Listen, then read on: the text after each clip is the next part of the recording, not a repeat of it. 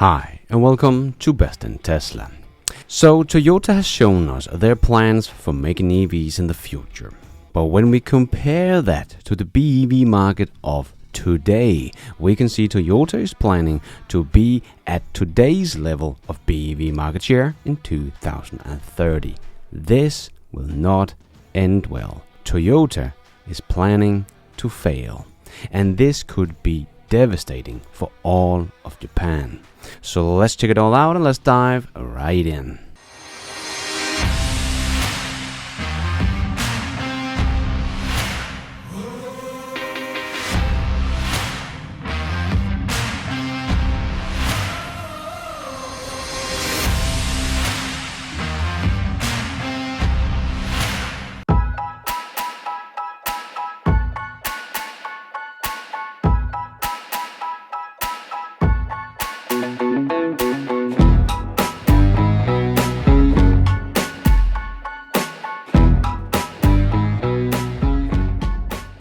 So we know there is a price war going on in China and BEVs are rising rapidly, but there is also a lot of trouble in the Chinese car market. But the growth of plug-in vehicles is still so high that the overall car market is still growing here in the first half of 2023.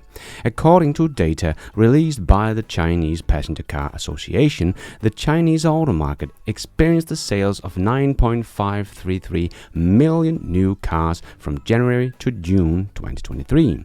This represents a 2.8% increase compared to the same period in 2022. So despite a lot of negativity about Chinese car market, it seems to still be holding up.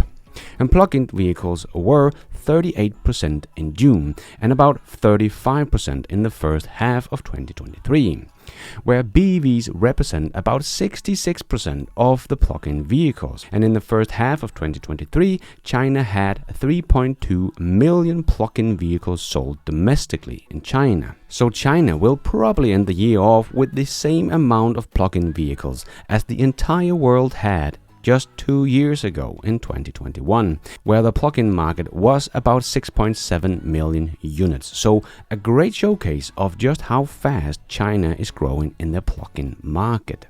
And it is expected that by the end of this year, China will be above a 40% plug-in market share and BEVs closing in on the 30%, maybe something like 28-29%. in the biggest car market in the world. So this is of course all good if you are making a lot of BEVs. But if you are Toyota, it smells like trouble, because Toyota has revealed its target for 2030 and their share of BEVs and plug-in vehicles is generally lower in 2030 than where China is today. Toyota has been out saying they will make 3.5 million electric vehicles in 2030, but only about half will be BEVs and the other half is hybrids. As their new CEO Kato said back in June, we will roll out our next generation BEV globally and has a full lineup to be launched in 2026. By 2030, 1.7 million units out of the 3.5 million overall will be provided by their BEV factories.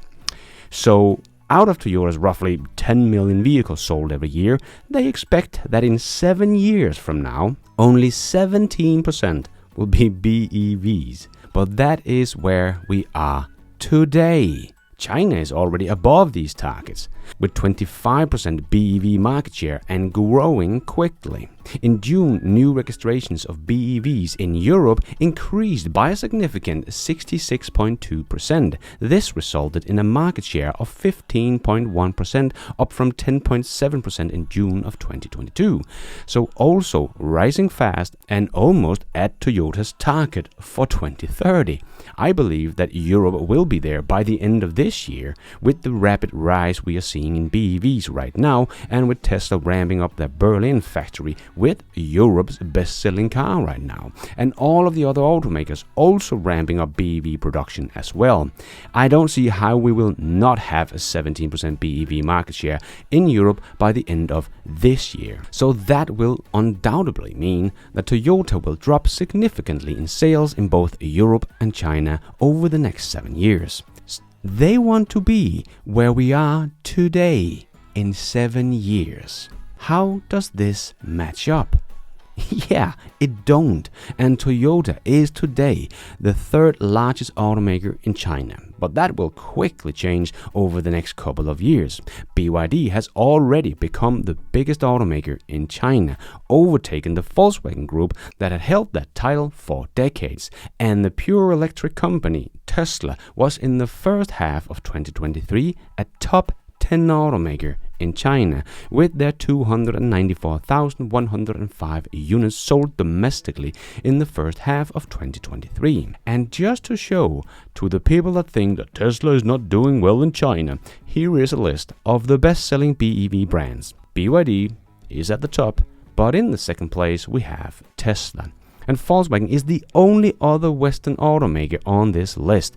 And Toyota, with the target of 17% BEVs in 2030, well, that will not even be enough to get to where Tesla is at today in China. Toyota sells roughly about 1.4 million vehicles in China annually, so 17% of that in 2030 will be something like 238,000 BEVs. As you can see, that is less than what Tesla does in only the first half of the year, this year.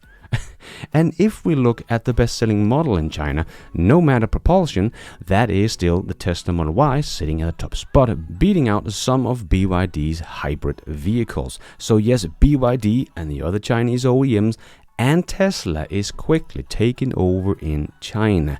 And China is moving so fast to EVs that the legacy automakers cannot keep up because they are moving so slow. And Toyota have a target for 2030 that are lower than the numbers we're seeing today. And it's not like the old guys have been doing well in China over the last couple of years, as Morgan Stanley also pointed out in their latest research paper, where we can see the likes of GM and Ford collapsing in China, practically earning no money in China. How are they going to turn this around when we can see their EV market share is collapsing as well? The vehicle of the future, but also already 25% of the market in China today and growing rapidly. But the two legacy automakers here are collapsing. And as I talked about in my latest news show, China has overtaken Japan as the world's leading car exporter. We are seeing the disruption and collapse of the legacy automakers play out in real time right now, and someone like Toyota is not even planning for something that could save them. They can just look at the data we have now and see what they are planning for is where China and Europe are already at today, two of the biggest car markets on the planet. And the US is also rising fast. Their EV market share rose 62% in the first half of 2023. So the US EV market is also speeding up. They grew about 36% in 2022 compared to 2021, and in the first half of 2023 they have already grown 62% and now has a plug-in market share of 7.1%. So if this growth continues, and it will, as Tesla is ramping up and GM and Ford are ramping up because they're saying they will ramp up from pretty much nothing to 2 million over just the next couple of years. So if the growth continue, we will hit 70% BEV market share in only a couple of years. So in 2026, 80% of the world's car market will be above the 17% market share, as China and Europe will probably be something more like 35 to 50% market share at that point, and in the US maybe something like 17 to 20% market share. And we are seeing EV sales growing extremely fast in countries like Australia right now, and even the boss of Kia in Australia is saying that the Chinese are coming and there's nothing we can do about it. So where in the world will Toyota be able to sell their polluting ICE cars that they expect will be 66% of their sales in 2030? While I can pretty confidently say it will not be in Europe and certainly not in China and not even close in the US either in 2030. So Toyota has created a plan to fail. And as I made a whole video about a while back, this could be bad, not just for Toyota, but for Japan, as Toyota is the most indebted company on the planet, and they expect to spend $70 billion through 2030 on BEVs and hybrids and hydrogen cars. This is doomed to fail. Hydrogen has been around for decades and have gone absolutely nowhere. And Toyota insists that hydrogen will be part of the future of transportation. So Toyota could easily have something like $300 billion in debt by 2030, if not more. But can the Japanese government afford to bail out a company with that much debt without wrecking their own economy? Well, I certainly hope so, or Toyota will be no more. But even though we see Japan as a pretty rich country, their economy is not that great actually. Japan might be a big economy and is doing okay, but Japan's GDP in 1994 was $4.9 trillion, and Japan's GDP in 2020 was $4.9 trillion.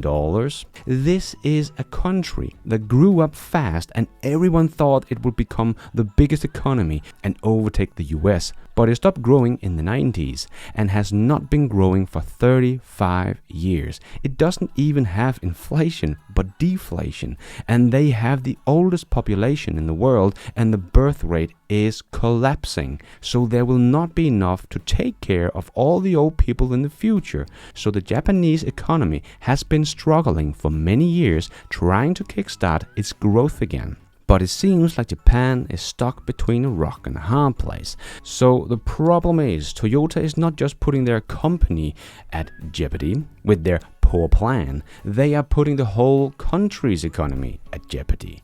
If they fail and go bankrupt, Japan will lose the last big export leg they have, and their GDP might drop something like 14%. They lost the semiconductor industry and home appliance, but now it looks like they will lose automotive as well.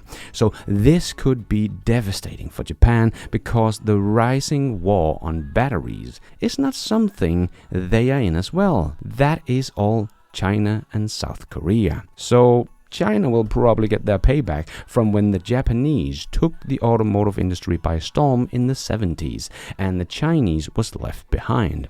But now China is rising both in semiconductors, home appliance, battery, renewable energy and electric vehicles.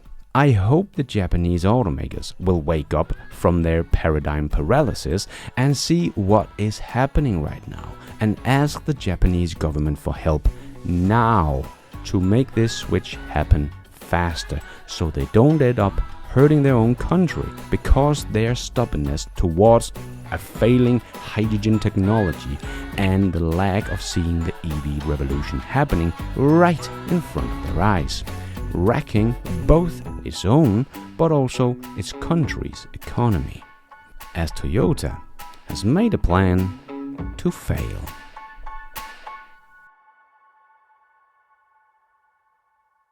And thank you for watching. And until next time, take care out there and be nice.